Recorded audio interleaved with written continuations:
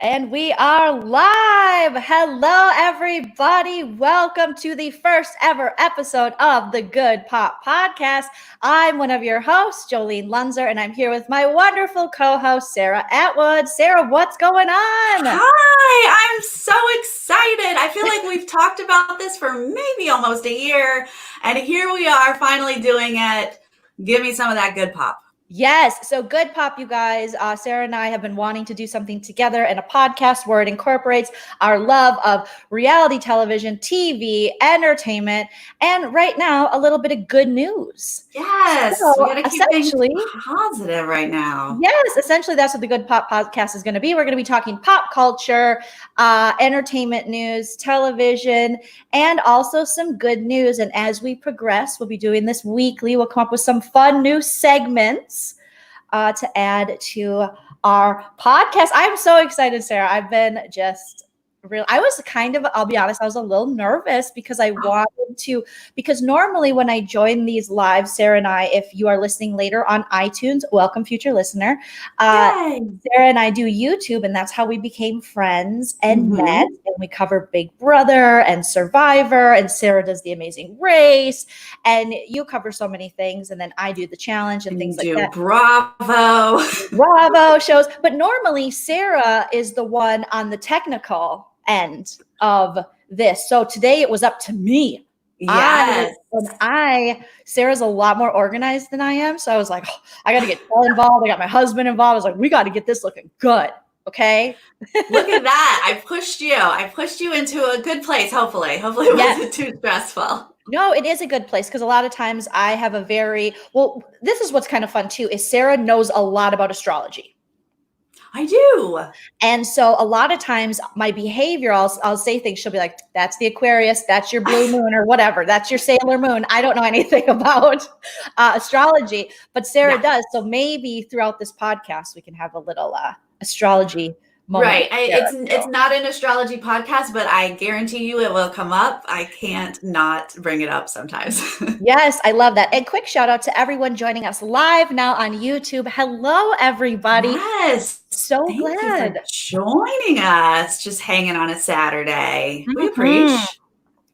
Lots of new and old friends we have here. Shout out to Ben, Night of Light, Seth, Teresa, Maya, GB, Lady Di, so many. Kimberly, you guys are great. Don't forget to like this video and also subscribe for Good Pop. Right now, we're going to be doing it every Saturday at 3 p.m. And then that's what we'll be doing. All right, Sarah. So let's just do a little catch up. Give me what's been going on in your life. How's quarantine? What's happening? Well, quarantine is interesting because on one hand, I already do videos from home. Yeah, exactly. So on one hand, like nothing changed. I still just work from home, doing videos. But my mom, she'd shoot me if she heard me say she's elderly, and she will watch this video. So I take that back. She's not elderly, but she's not a young spring chicken. And she is someone that I see on a daily basis, helping her with her life. Yeah, she can still live by herself. So I'm not a caretaker, but I help her with her life and things. And so that's my immediate concern was, oh gosh, we got to keep her safe, protect Beverly at all costs. Shout out to Beverly. Yes. So it's kind of like similar life, but with a ton more anxiety and fears. Yes, totally. No, I totally understand that. I have a boomer mom as well. I made her podcast with me and talk about sex, and it makes Sarah uncomfortable, and I love it. She joined in one time, and we were covering 90 Day Fiance, which is a sexual show. And I won't share, I won't put Sarah through that trauma again. But she was like, "You were talking with your mom about," and I'm like, "We do. We have a weird." The things you guys talk about. Us Minnesota people, we're very close. It's not right. So I understand that because my mom got a new iPhone and she's never had an iPhone. She's always had a very old Android. I think it's a dial-up Android if they make those. That's what that's what Nana, aka Eileen's phone is. And so she's saying that today, and I haven't gotten one call yet. And I'm like, is she okay? Oh, right. Yeah, if you don't hear from them one day, it's like, oh no. You immediately go to the worst case scenario and you're like, this is it. I've got to make funeral plans. Oh no. And I think what a lot of, especially in this quarantine, a lot of us have been trying to convince our boomer parents, to stay inside and to stay safe. But I feel for boomers because it's like, I kind of think I know what they're, thinking. It's kind of like, okay, kid, like I lived this long. I've been through way more stuff than you. You're not going to save me from this. Right. But we just want to keep them alive. But I do understand that they're like, I'm an adult. Is it too much to ask to keep our parents and grandparents alive? Like we want to keep them. Yeah, my mom and dad have been divorced all of my life. They divorced when I was 1, and my dad lives with a completely different family in Florida. And in Florida, as a lot of people know, they just work on their own universe. Like it's its own planet over there in Florida. And so the first part of all this, my dad was like, what are you talking about? This is nothing. And then now they're all they took it seriously for 2 weeks.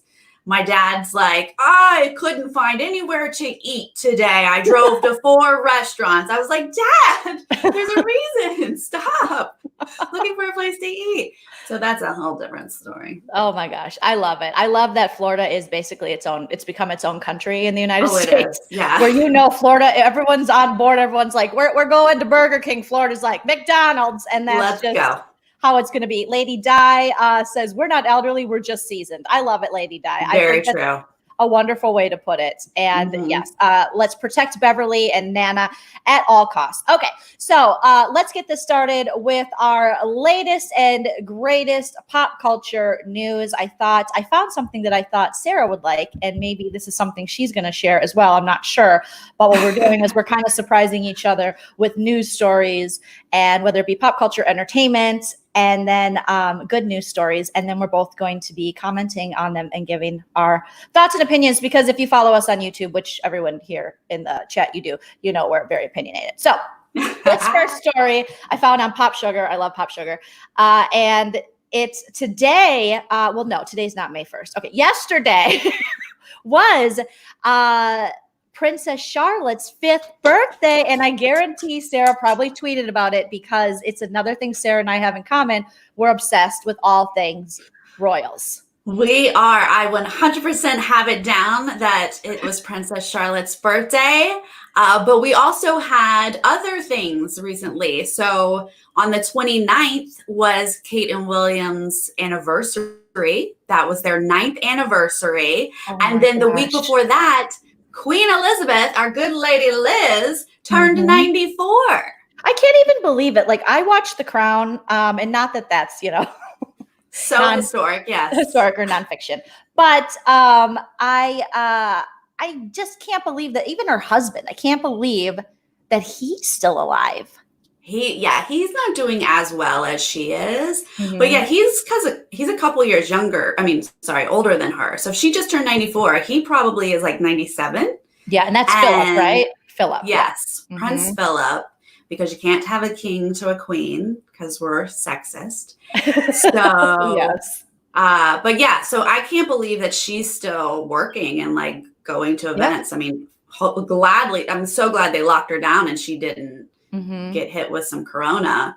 But yes, I was so excited that it was Princess Charlotte's birthday. She's so cute. She looks like a little William. She does, but she does have some little Kate attributes too. They posted some new pictures of her for her birthday, and she's just, you can already tell that these kids, they're already so groomed. I mean, she already has better behavior than me, and she's 5. Yes. 40, Yes. So, and she already knows how to work the camera. I mean, what an adorable little girl. But I saw this and I thought, well, Sarah's definitely going to be interested in this because she probably knows the time and her sign. Do we know what her sign is if she was born yesterday? Well, yes, we are in the time of Taurus right now. Tauruses are very home oriented. Not that they have to be homebodies, but they care about their home. They care about beautiful things, and they care about art. A lot of people who purchase art are Taurus. They want their home decorated with the finer things. They're also, it's an earth sign, so they're grounded. She's going to be a practical person and care about being on time and having a budget. That makes so much sense because my best friend since I've been 10 years old, her birthday is on Monday, and she is a Taurus, and all those things ring true to her. She always has nice things, fancy, she's responsible. I would say she's very grounded to my up in the clouds. So that definitely rings true. But apparently it's become a birthday tradition for the Cambridge family to release new portraits taken by Kate. So the photos released were actually taken by Kate. Yes, I have loved that. And that's been since they really had babies, but even before they had babies, they started to allow, I guess Kate just naturally does like to take photos. She likes being a photographer, and she is a patron of one of the, British photography societies, whatever. Because they usually only allow royal photographers to do that kind of stuff.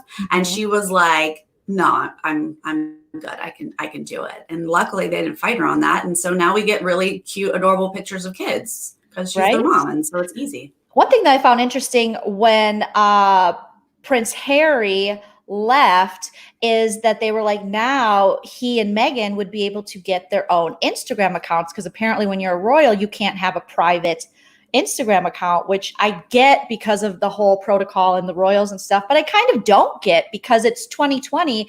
And I think your social media presence is very important. And as long as, they're not posting nudes, I don't see what the issue is. Yeah. Is that an actual rule that they couldn't have one? I don't know. I bet it was more like it would be very guarded. Like they would have a ton of rules. Like I don't think Meghan could have her like actressy Instagram that she had before. It was going to have to be like, but there are some of those, but I guess they're not working royals, because there's a lot of royals who are now like Harry and Meghan are. They, they're cousins to William and Harry who don't get as much attention. Daughters. Yes, like Eugenie and Beatrice. I love that the girls with the big hats. That's how they are popular. Which, by the way, we're going to get a wedding soon because Beatrice is about to get married. So I'm excited about that. Will it be big and televised because of everything going on with Prince Andrew and that? I know they were kind of pushing him to the side because of his association with with what's his face. I don't know. That might change it. Her sister got married last year, or maybe it was 2 years ago by now, Eugenie, and they did televise, and I watched it, and it was lovely.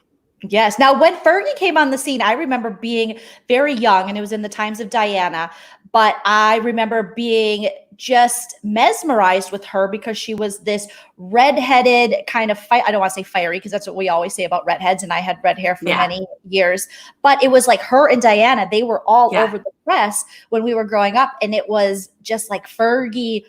She was almost another Diana, but she was more, I don't want to say unkempt, but she definitely was a little more wild. She was a wilder girl, which you can get away with. Like Diana had to be like this perfect thing because she was marrying the Prince of Wales, who was going to be the king. So like she has to fit this little box, but the rest of them can kind of like marry other people.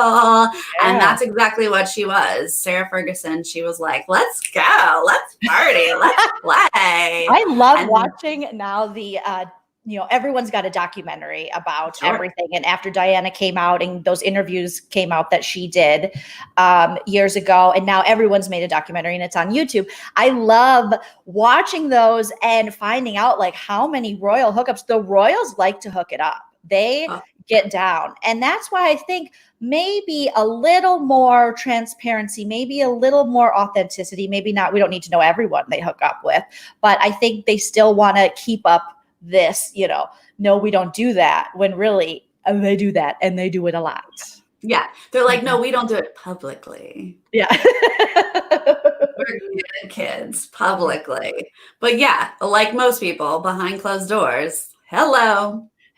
Shout out to everyone in the chat. GB says royals aren't allowed Insta unless it's through the Buckingham Palace page. So that makes sense. That seems to be what Sarah was saying as well.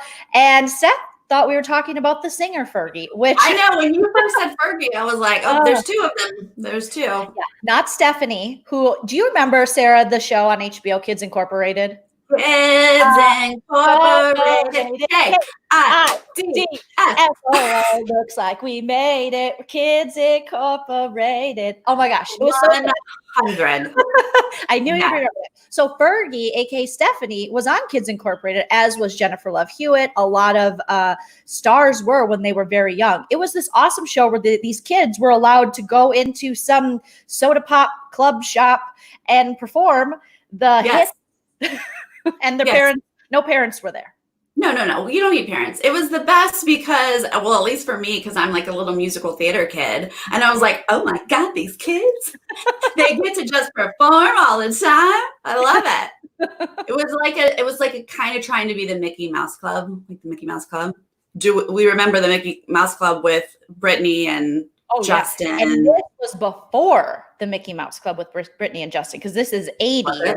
Yes, this is early 80s, I believe, because I was finding stars back early to mid 80s on Kids Incorporated. I'm going to look it up right now because I was obsessed with this show because my parents would get the free weekends occasionally of HBO.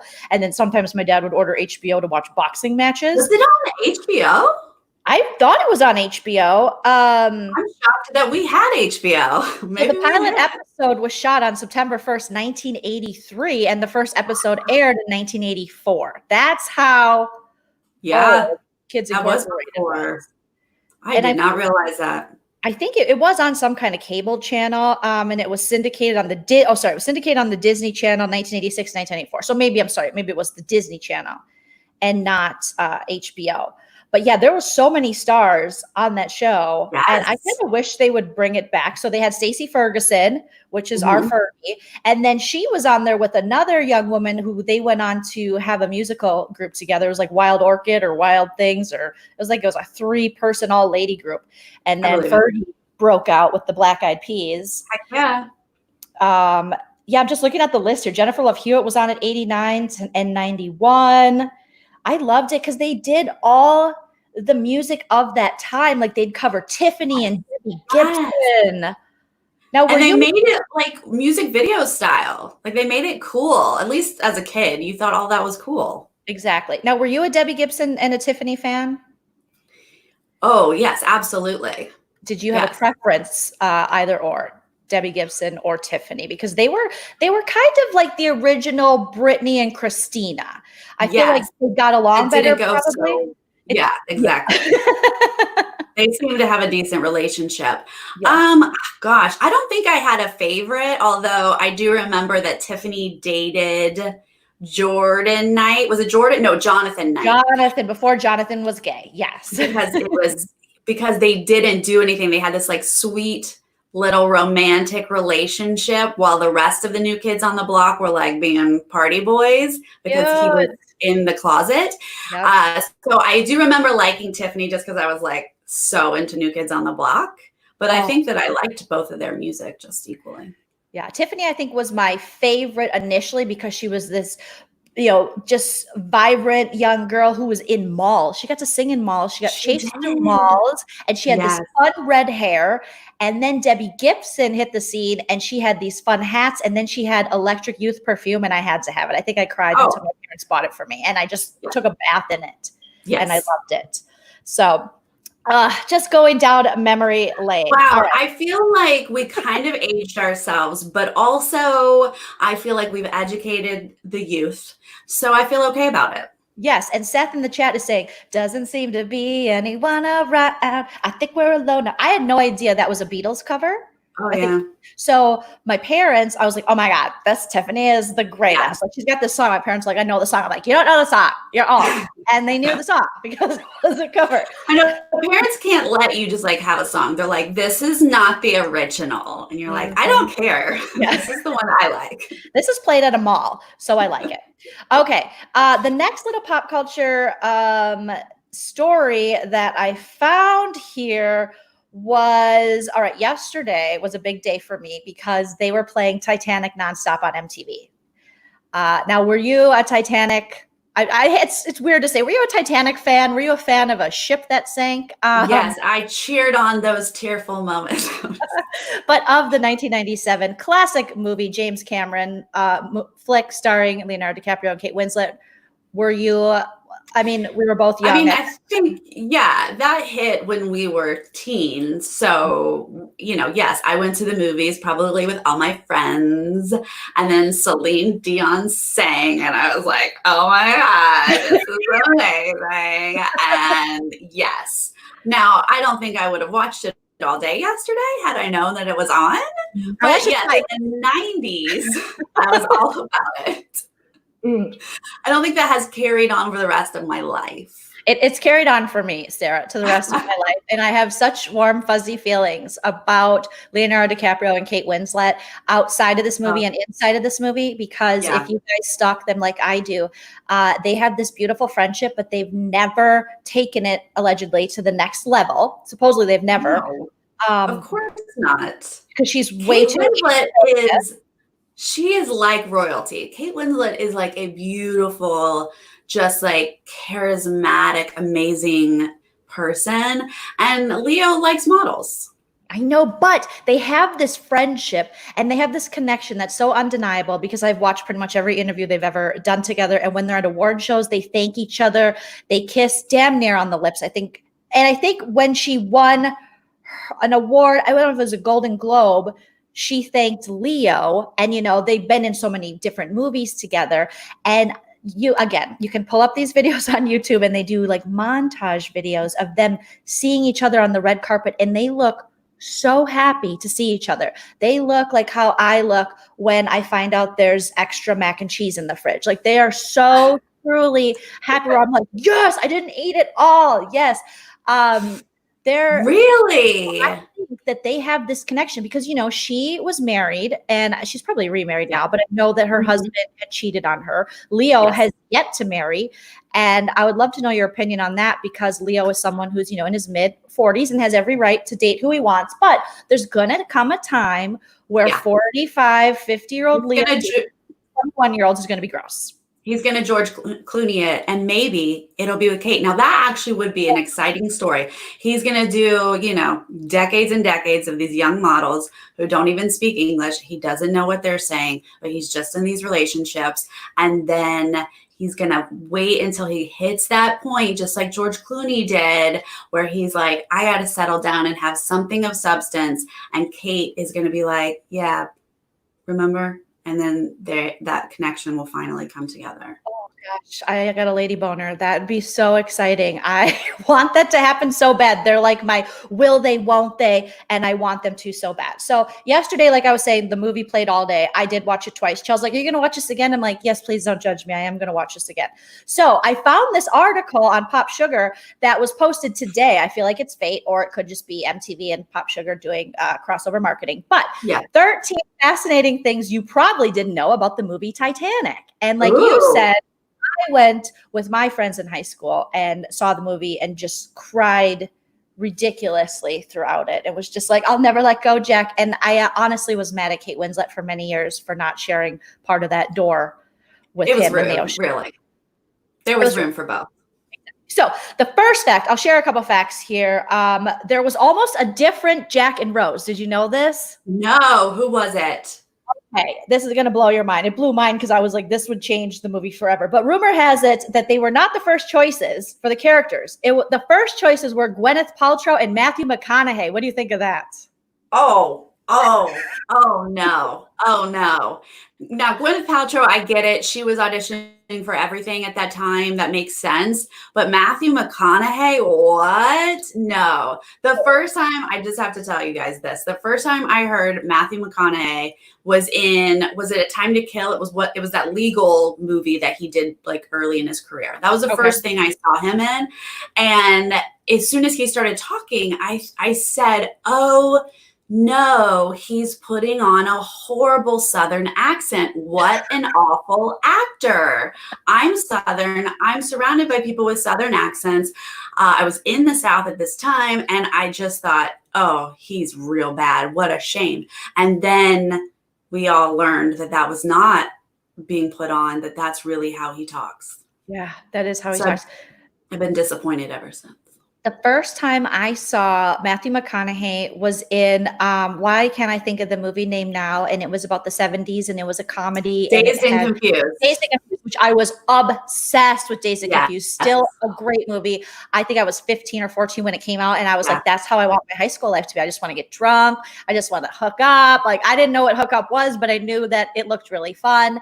And I was obsessed with the young kid who was the little brother.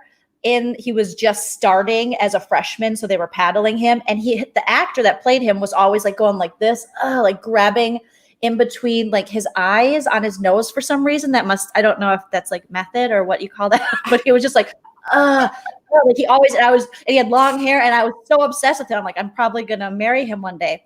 I don't know who he is, but we have to look that up for next episode.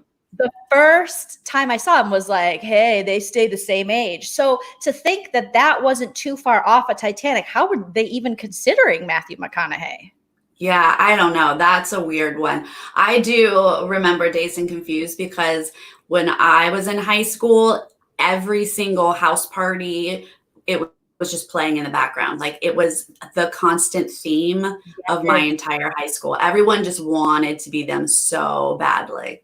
Oh my gosh. But I can, like you said, I totally agree. Like, there was always someone in Dazed and Confused you wanted to be like. Did you want to be Piper? What was her name? The actress. Now I got Dazed and Confused. I am making myself do work on this podcast. There was so many great actors and actresses, and I was always, okay, do you want to be like Mila Jovovich? Do you want to be Joey Lauren Adams and her cute little voice? Oh yeah. And do you want to be in her clique, or do you want to be in I'm pulling up the 1993, it just seems forever ago now, but the one person, even Ben Affleck was in that movie, Sarah. Yes. Oh, Parker Posey.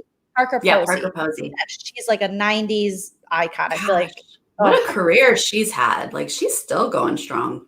Such a career. But I do, like you said, understand the Gwyneth Paltrow thing, because I saw Great Expectations. And that to me was such a good movie, and she was so good in that. And so I get where she could probably play like a Kate Winslet. But when I was reading this article, or play a Rose. Kate Winslet's become Kate Winslet. She could play that. Okay, so let's see. They were reportedly in talks to star before things fell through. So it fell through with Matthew McConaughey and Gwyneth Paltrow. With that said, don't expect James Cameron to reveal the truth. He said he'll never confirm or deny.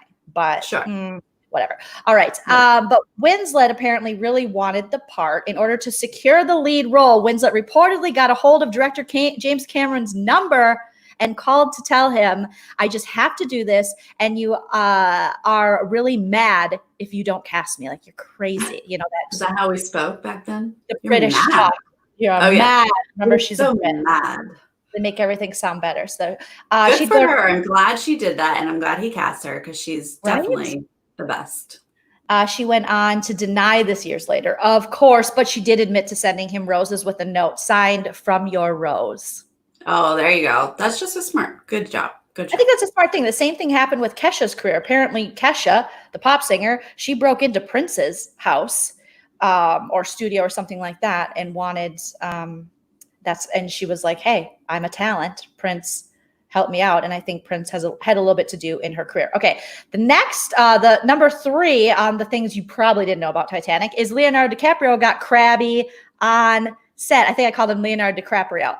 Leonardo DiCaprio got crabby on set. 14-hour days are rough for anyone, so it's understandable that Leo would have moments of weakness. While filming the famous dinner party scene in which his character coins the phrase, make it count, he reportedly leaned over to Kathy Bates and asked, while pointing at cutlery, which one of these do I use to lobotomize myself? That's weird. I mean, he was a professional actor already at this point. He was already, like, he was on Growing Pains. Didn't he already do What's Eating Gilbert Grape at this point? Like, I mean, I guess movies do take longer to shoot than TV shows. And I'm sure that the Titanic being the epic that it was, and they had to deal with the water, and they were in like a big whatever, I don't know. But I'm sure it was a lot of hard work. But And he still was young. And, your brain's not fully developed till you're like 23 or 24 or something. And at the time, he was probably barely that. And he had been in, What's Eating Gilbert Grape. There was so much heat around him. He was in This Boy's Life, I think, that movie with Robert De Niro. So a 1998 Vanity Fair article also quotes him as being less than thrilled on a different day. DiCaprio was sick of the brown land, the mariachi merriment, and Cameron's big tub, because everything was filmed on green screens and in what do they call that, just like big a lot, filmed on a lot. They were on a lot, but they were in like a pool of sorts. They were in like a big pit of water. Yeah, so he was over it, and one day he took a good look at the four sound stages, the 17 million gallon water tank, the smokestacks rising majestically against the sky, the hordes of extras running around in period clothes, and thought, this is bullshit. And then he spent the rest of his life, 30 years later, I don't know, that was 90. Okay. But yeah, and then he's stuck with it, and he's a very big movie star. So I guess he got over it. So it did good things for him. Let's see if I can find another one. Jack had an unexpected hand double. Perhaps one of the most romantic and most quoted scenes of the film is when Rose asked Jack to draw her like one of his French girls. However, the hands you see on screen don't belong to DiCaprio, aka DiCaprio, since he's more of an actor than an illustrator. Cameron stepped in to do the actual sketching. So Cameron stepped in to do the actual. Oh, I didn't know that. I do remember hearing that that's not Leo drawing, but I didn't know it was James Cameron. Yeah, how interesting. Okay, here's a fun one. Lindsay Lohan almost had a part. Yup, you heard that correctly. The Parent Trap star, who was 8 years old at the time, was supposed to play Jack's best girl, Cora. Remember that little girl he was dancing with at the party when he took Kate after the fancy dinner underneath to party with the commoners? Okay, no. Sarah's like, I didn't memorize this. I didn't watch it yesterday twice. I don't remember. Couldn't even tell you the last time I saw it, honestly. All I could think was when I watched that yesterday twice, this little Cora, who's probably 8 years old at the time of filming, then he dances with her, and then he dances with Kate Winslet, Rose, and then she gives him a sad look, this little girl, and he goes, you're still my best girl. And I'm thinking, let's add the years, 1997. She's probably now too old for Leo to date, which is weird. That's weird. Yeah. That's a little weird. Okay. So she was almost going to play her, but Cameron thought her red hair made it look too similar to Rose and her mother, Ruth. I think that's a good point. Yeah. That makes sense. And you hate to hear that kind of stuff. Casting comes down to the color of your hair, but it's true. Smallest little things. That's what makes it, when you're an actor and things, you have no control really. That's why they say when you go into auditions, like, Sarah, you're an actress, you're a working actress. I've only done one Weight Watchers commercial, and I think it scarred me for life. But we can talk about that another time. But they say you're supposed to leave it all in there because there's really, you can do a great job in a great audition. And I think auditions I do stand-up comedy, and I would rather do stand-up comedy to an audience that didn't like me than audition for anything ever again. It's the most nerve-wracking, horrible. How, Sarah, do you separate? Yeah, I everything you're saying, I've heard it before, and a lot of people really do feel that way. They take it personally, they don't enjoy it, but I find it easier knowing that it has very little to do with me and my actual acting, but it just depends on the color of my hair. Am I too short? Am I too tall? Is my face too long? It's going to be something dumb like that either gets me the part or doesn't. So I walk in, do my thing, and I walk out, and it just doesn't bother me.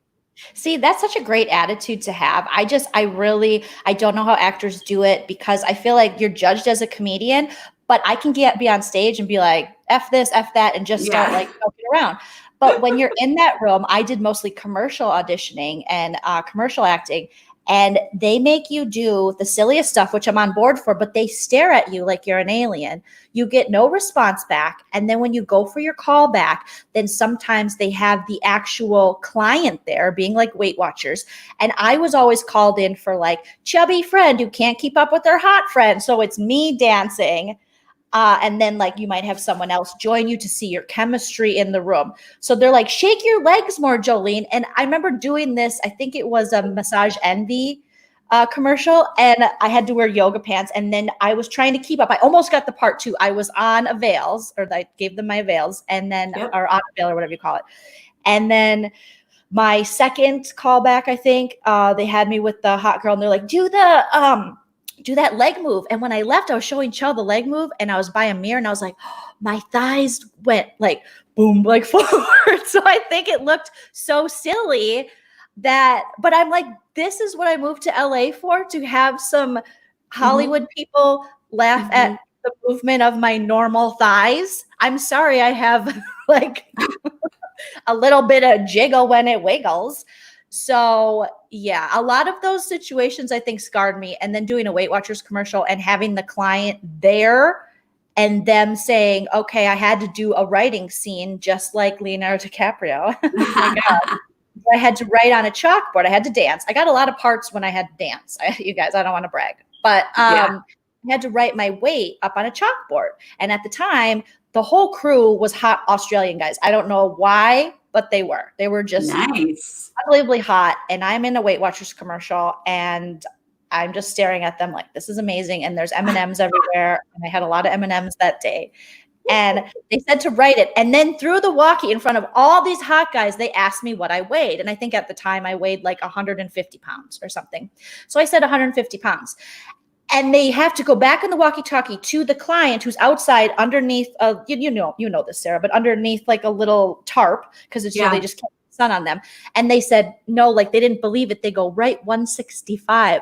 So then the director comes back and they said, no, they think you're 165. So then in front of all these people, and not that that's a thing, but I was just like, oh, I knew what I weighed. I mean, maybe I was. Is that how they phrased it? They think you're, because I imagine that for the commercial, they just wanted to be like, let's make it more. Let's make it seem like she, because, everyone is younger and smaller, or they're smaller than you say, or they're older than they're playing, like it's never accurate. No, exactly. So, and that's how I would have taken it had the woman who was with the client, she must have been their spokesperson. I don't know who she was, but she was one of those LA women with the long hair, paid for, probably not synthetic like I can afford, with the little dog in her purse, who was like, no, they think it's 165. So she delivered, and she was very thin. She was like very, giving me Paris Hilton vibes when Paris was hating on Lindsay Lohan. So yeah, right. I was like, okay. And then I got so nervous that I couldn't write with the chalk. And sometimes when you write with chalk, it goes, and you just like it chips off. So I got all these hot Australians watching me, and now they added 15 pounds to me. And I'm like, okay, whatever.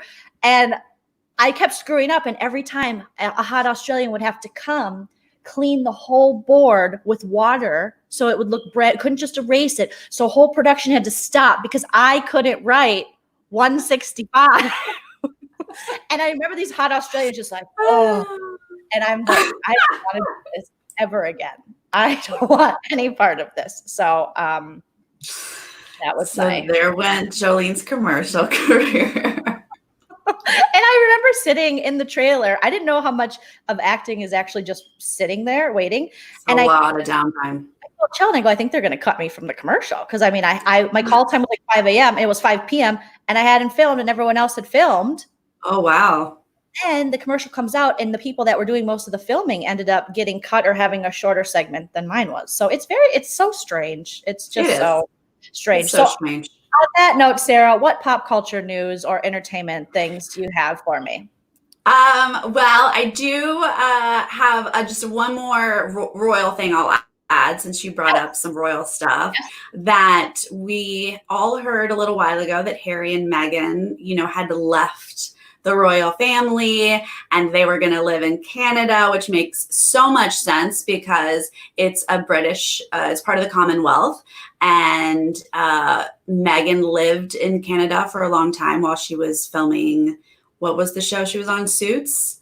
I never saw it. Never saw it. Didn't know who she was before she married Harry. But I believe that shot in Vancouver. So they were setting up life there. And then all of a sudden, boom, they live in Malibu now. What? Who? Why? What's happening? They were just recently spotted delivering meals for a charity on Easter Sunday. Just the two of them wearing their masks, just in casual wear, delivering meals in our town. Like, my head is exploding. First off, what are you guys doing here? I mean, this only looks like Megan is like, okay, then let me be an actor again. Here we go. Yes. I got to get back to my town, LA. But just to see them, TMZ paparazzi shots of them in Los Angeles is just a bit much for me. I can't quite put my head around it. Now, when you said, I've just noticed a little bit of shade when you were mentioning, I didn't know who she was before. I noticed a little bit of Mariah Carey. I don't know her. When they asked her about her feud with Jennifer Lopez, she's always like, I don't know her. I don't know who you're talking about. Are you a fan of Meghan Markle? Or are you someone who thinks that? I honestly don't know her. Like, I had no idea who she was when it was first reported that Harry was dating an American actress. I just did my normal thing of like, I'm an American actress, but nobody knows who I am, right? And that's just what I assumed. And then all of a sudden they were like, no, she's been on a series for years. Mm-hmm. And I was like, wait, who is she? Like, why don't I know her? I have no idea who she is. And then, so what I will say is, not knowing her, I loved her wedding. I thought she was making some really good points and statements. But now that all of this has happened, I don't know what to think. I'm not sure what's happening now. So yeah. I'm not going to judge her and bash her. I literally don't know. You literally don't know. So that was so funny because that was the ultimate Mariah Carey. I love that. I don't know her. But you literally don't know her. And maybe it's because Suits was on USA. And no shade to USA, but I don't watch USA. I remember if USA wants to hire me, I'd love to be on your network, but I would love it. I remember when they had Dance Party USA back in the 90s. Do another reference. I come home from school and everyone would be dancing to MC Hammer and stuff. But other than that, I really haven't watched a USA show. So do you think this was Meghan's plan the entire time? Was, we'll go to Canada, but we'll end up in Malibu because I want to act again? Yeah, I have to imagine it was, because no one just up and moves to Los Angeles in the middle of a pandemic. The timing is super questionable, but it's really weird for them to be like, we're leaving. We're going to Canada. Psych. We're in Malibu. Like, what? Was she like, okay, I'll give up my career to be a princess. And then she gave it 6 months and she was like, no, never mind. I want to be an actor again. Like, is that what happened? All I have to say is the royal family, being a royal must be very difficult if she's choosing acting over being a royal. Right.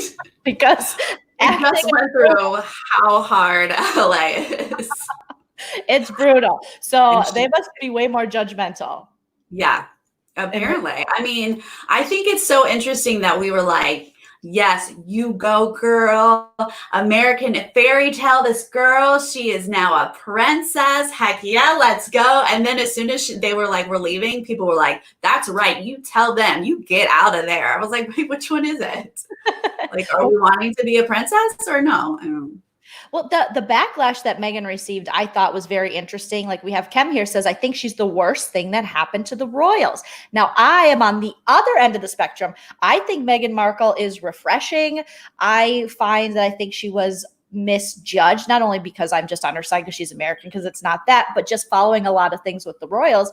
I feel like she wasn't given a fair chance. I think a lot of things were put on her, like she ruined Harry. And if we look back to Harry's past, Harry's always been a free spirit. He's always been kind of the fun. He's been more of the Diana, I think, even though William tended to look more like Diana.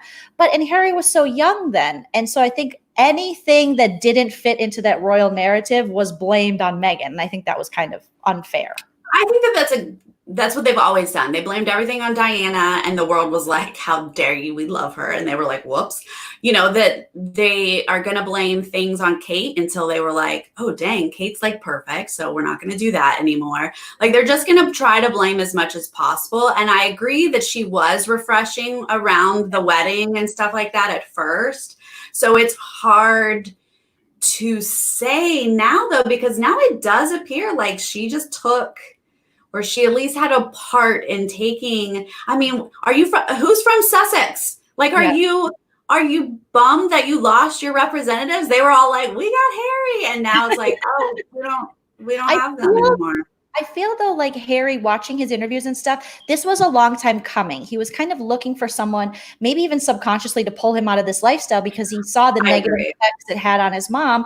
And he did have this very volatile relationship with the press, and they followed him around just like they followed his mother around. So I really don't think Meghan, is the reason for any of this. I just think he found what he was looking for.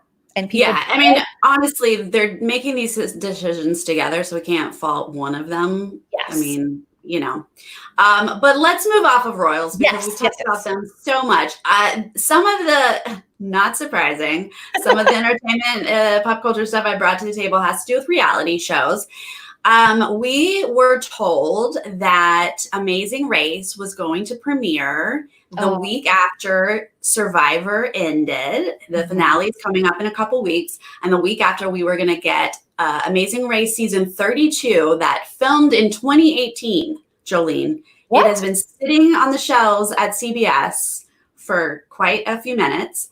And they were finally going to give it to us. And then just the other day, they said, psych, just kidding. We're not going to show you TAR 32. We're going to give you some other stuff instead. What? Yes, Fonda, they lied to us. They treat us like that. Why does TAR wait so long to bring the show forward? Why film in 2018 and then put it on hold? It is like they treat Amazing Race like it's the ugly stepsister, like it's the Cinderella of this this whole CBS reality show. Have great ratings and a huge fan base. It's not compared to Big Brother and Survivor. So if you're putting those three in a lineup, the ratings aren't as big. But yes, it's still a very successful show that has a huge fan base that I'm a part of. Yeah. And so they're going to premiere a show called Game On, which might be fun to watch. It's got celebrities sort of challenged, teaming up and doing challenges against each other. It says it's going to be physical challenges and trivia. So that might be fun to watch. If it tanks, if it's horrible, they'll yank it and they'll then show us Amazing Race. Yep. So I half want it to tank, but I'll give it a shot. And then after that, though, in July 8th, they're premiering a show called Toughest Nails, which is another series that Phil, who is the host of Amazing Race, he's executive producing this. So it's going to have some similarities to Amazing Race, but it's not going to be traveling. It's going to be real people doing real jobs, at their real workplace. Remember workplaces, Jolene? No, vaguely I do. I've been working from home for so long, and now this quarantine, I don't even remember people, Sarah. I feel like. Yeah. Oh, they're out there. Yeah. They're somewhere. They're out there. So they're pushing this back, and I'm sorry, did you say when it was going to? They have not given us a date. They just took it off the schedule. That's rough. And now knowing that, I'm sure you probably have the same opinion as I do, but I don't think Sarah and I are big fans of Big Brother. I don't think there's going to be a Big Brother this summer. I mean, can they production wise get it together, get everything they need in this amount of time? They can do it. I mean, they had production already working. They just need to put twists on it. They need to maybe take something from The Circle and put people individually, or, have producers working remotely, change up the challenges a little bit. And I don't know if that's worth it to them. Maybe they think people won't like it. It's not of Big Brother. So they might just scrap it, but they haven't officially canceled it because I think people are still working on it and trying to figure it out. Could they, though, realistically make it a safe environment for the production and crew to work in, as well as the cast, to move them in a house in a time of a pandemic where we don't have testing for everyone and there isn't a vaccine? Is that a feasible thing? Well, I don't know if it's the most wise thing to do, but if the government says, the rules are now you can't have more than 50 people in a place, then they could have a very sterile home, Big Brother house, and they could test everyone before they went in. And if you put, 15 healthy people into a house, you might be okay. You still have to consider the crew. Crews are working around the clock on Big Brother, coming in and out. Yep. But they can figure that stuff out. So I have faith that we will get something just later in the summer, maybe even closer to fall. You know what I mean? Okay. Well, yeah. I mean, selfishly, obviously, I would love a Big Brother. This summer or even fall, I'll take it, just sometime this year. But I do, watching Big Brother Canada, and we saw, they had to come to a halt and had to stop mid-season because of, the quarantine orders in Canada and also just the safety of production. So we want everyone to be safe, but I also want my show. And like Night of Light saying, a Big Brother Zoom, we did see that they did a Big Brother, I think it was like Canada versus US versus they did like a one night type thing. I didn't watch it. Did you watch it? The sequester. Sequester, yes, that's what it's called. They do sequester minis online every week, and they did do one that involved Big Brother Canada and Big Brother US. There was some interesting drama, Jolene. You should look into that. Okay, so I heard there was drama between Queen Ica from BB Can and Caitlin Herman. Was that the drama? Yes, ma'am.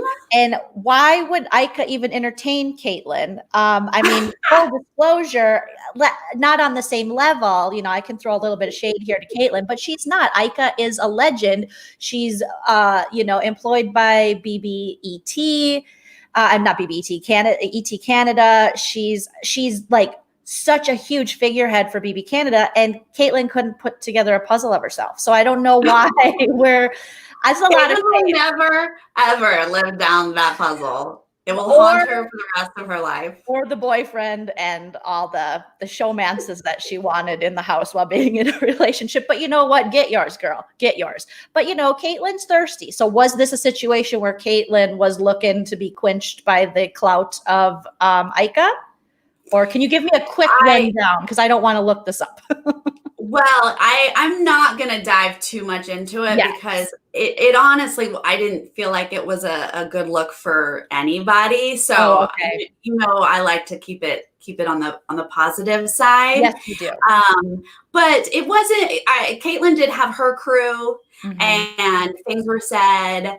And then, of course, things just like blow up, like they just snowball and they get bigger and bigger. And what I learned from it is like if at any time I say, even if I was just like, oh my God, the sky is blue. And Ica was like, girl, the sky's not blue. I would be like, yes, Ica, whatever you say. Like, that's what I learned from it. I don't care what's happening. As soon as Ica shuts it down, you just go with it. Hello. Yes, you do. I totally agree with you. It's almost like an unfair match. Caitlin is not a match for Ica. Ica will shut that stuff down so fast. And I feel like Ica has a bigger fan base as well. And I do wonder who's on Caitlin's team.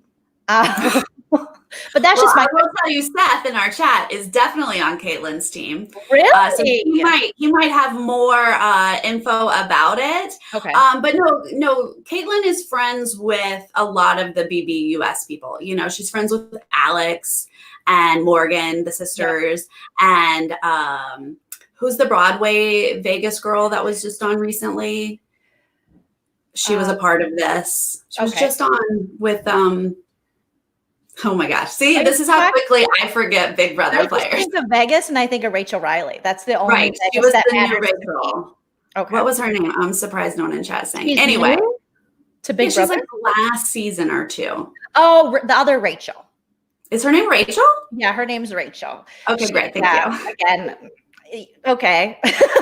Anyway, they're a group. They were together. It was a thing. I don't. This is where I leave. That's too bad. Yeah, Sarah. Normally, you do not get involved in any. No, I don't get in. I do. I dive in full. I go deep deep. I do deep dives and I do deep shade. And Yes.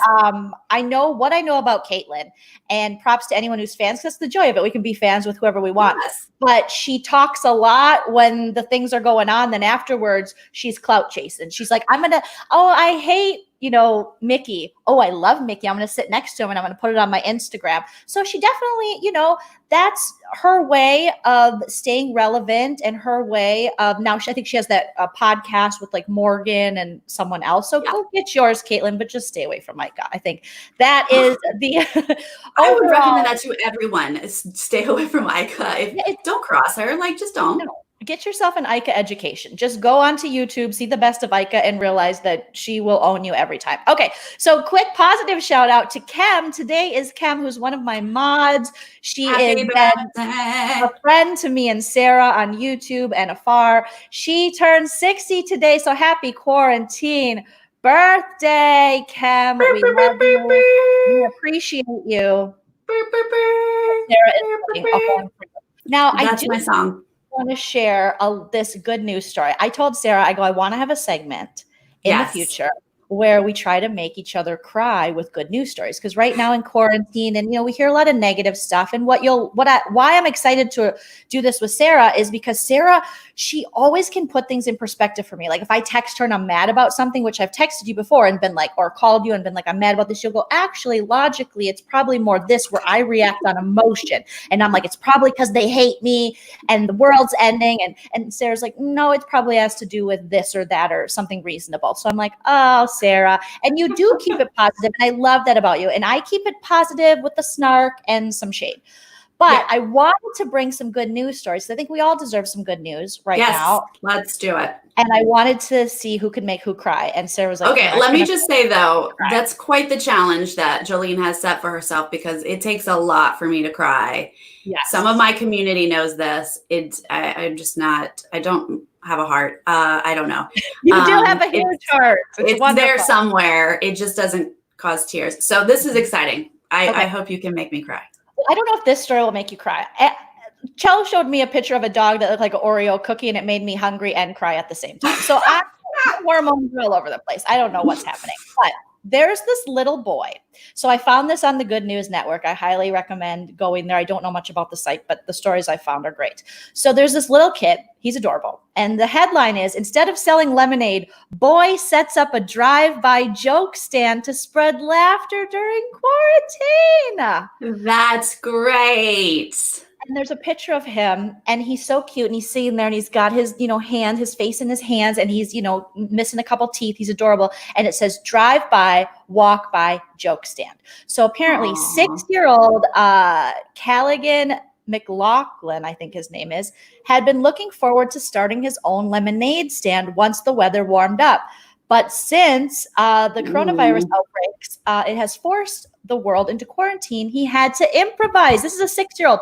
Rather than spend the times indoors, Callaghan, I think I'm saying his name right, decided to spread joy in his community by setting up a drive-by joke stand so he could make his neighbors laugh while respecting social distancing guidelines. His mother, Kelsey, says that the youngster has been using one-liners from a kid's joke book that she bought him 6 months ago. It's so cute. Since she and her husband have already been privileged to hear the bulk of his jokes, yeah, she felt it was time for him to share his jokes with a new audience. The youngster has been setting up shop every morning at the end of his driveway in British Columbia for at least 1 hour before taking a lengthy lunch break and returning in the afternoon for another shift. He also told the CBC that he has been offering the jokes for free since he wants people to save their money for more important things like groceries. I'm already crying. Okay. I seriously am starting to cry. Although many passerby have reportedly been happy to humor Callaghan with a smile and a wave, the youngster was delighted to receive praise from Hollywood A-lister and super hottie, in my opinion, Ryan Reynolds, after his labor of love was shared across national news outlets. Despite his popularity, Callaghan says is simply happy to spread some joy during such turbulent times. There's a lot of stress in the world, the 6-year-old told the CBC, and I kind of want to get some smiles on people's faces. Oh, I and love I'm pregnant.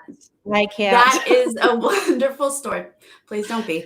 That is lovely. I mean, that's my life philosophy, is to bring joy and laughter and positivity to people. Yes. I'm sorry, I'm not getting teary.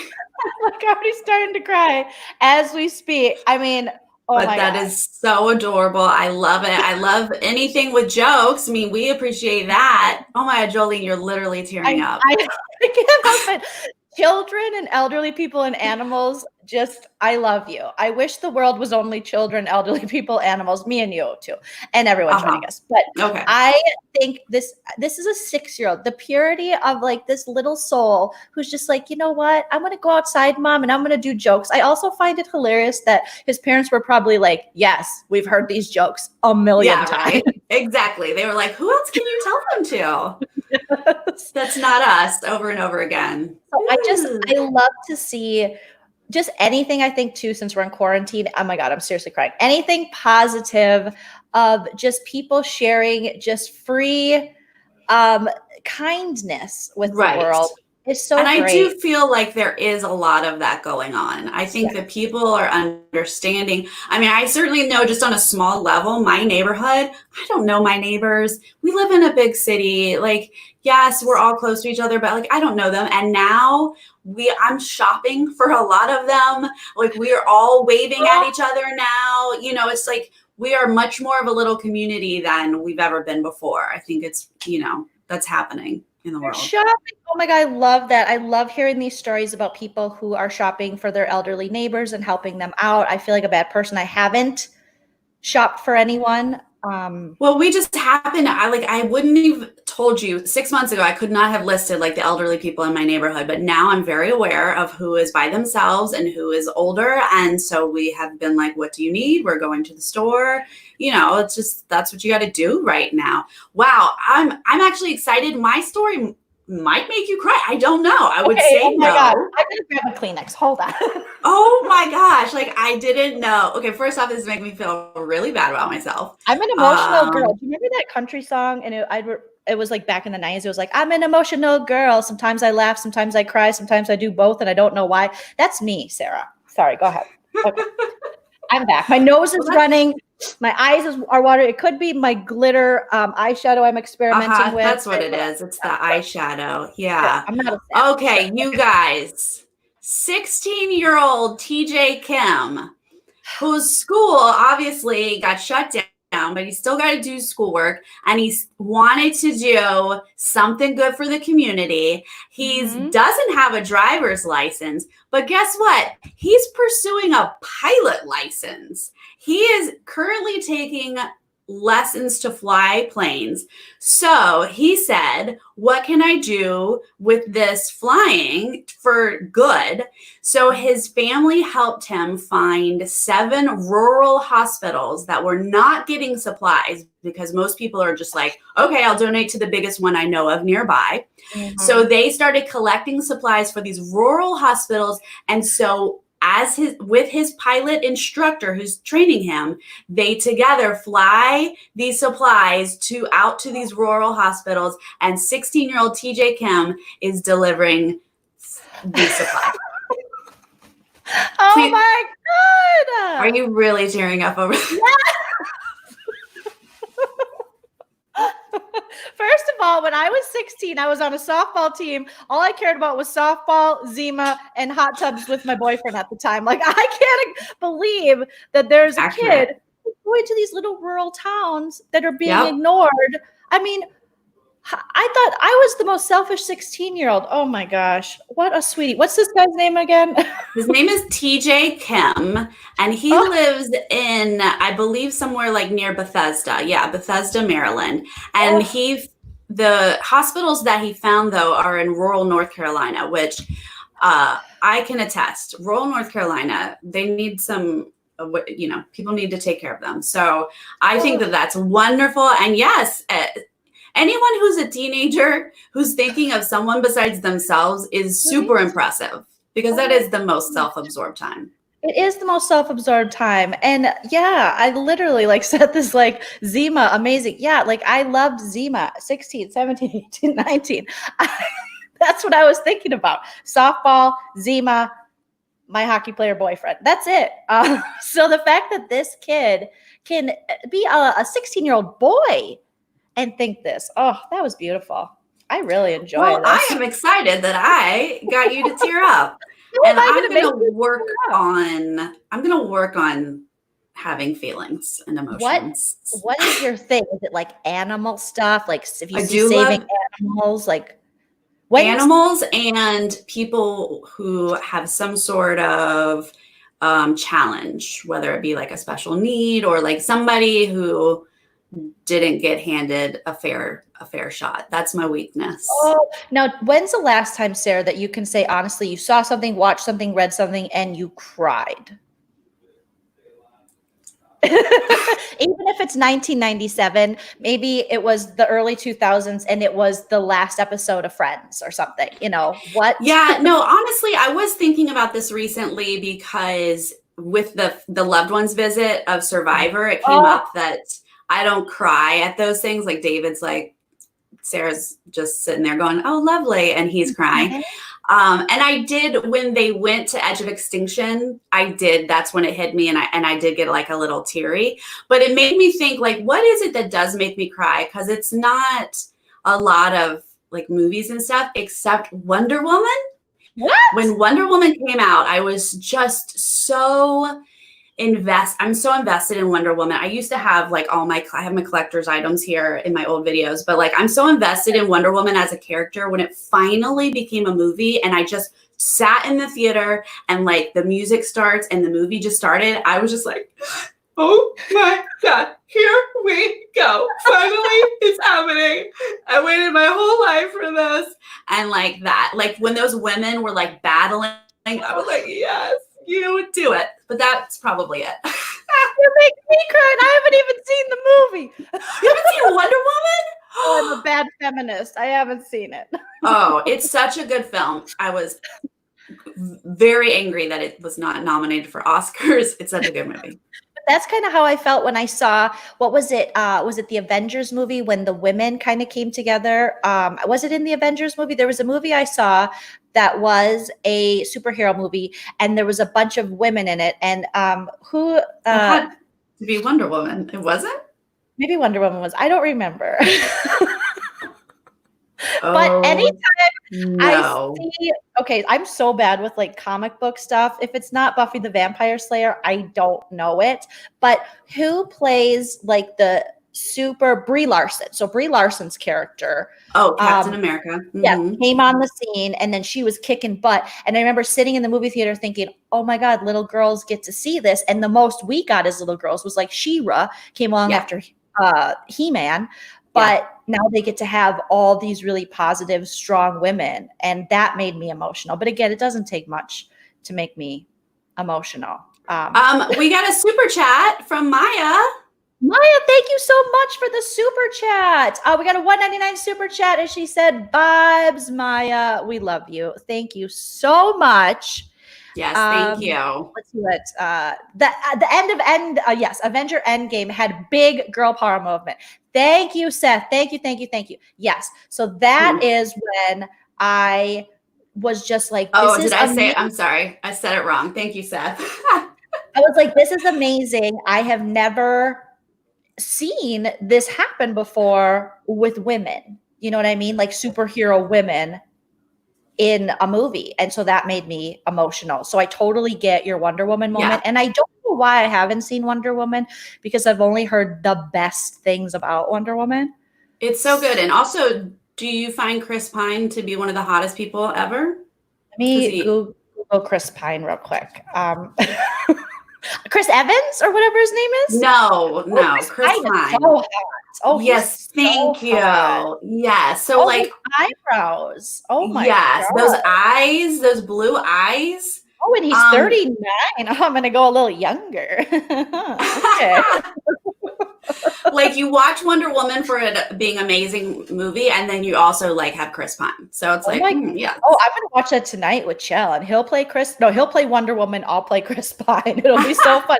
Also, we got another super chat. Thank you guys so much, Glenda Thank Star. you, Glenda. $5. Keep it up. Yes, this, Sarah, has been so fun. I know we're still in discovery zone of what this podcast is going to be, but I think we both you and I are really into entertainment, pop culture. You're always a delight to talk to. You're like, I am so great, not to be sentimental, but I will, and make you uncomfortable. But I am so glad that we met through our love of Survivor and mostly Big Brother. And then I got introduced into Survivor. And then we've been able to hang out as friends. We went to a Big Brother taping, and it's just like, coming together. I mean, we live so close to each other. Our husbands know each other, which is such a small world. I didn't even know at the time when I first went to your house to when we first met each other over the internet, obviously through YouTube, and then I eventually mentioned it to my husband Douglas, and he knew Chell, and small world of little Los Angeles. Yeah, and Douglas and Chell, they have a lot in common. They're both like very kind, patient, creative men who we're just like, okay, my turn. Well, that's how I am. I don't know if that's how you are, Sarah, but they're both great. So now that I'm crying, I think we will end this episode of our first episode of the Good Pop Podcast. Yay. Good pop. Yes. Thank you everyone for joining. I feel like thank you, Jolene, for putting this Instagram account together. If there's any entertainment news you want us to know about or positive news stories, hit us up on the Instagram and then make sure that we're aware of it so we can talk about it.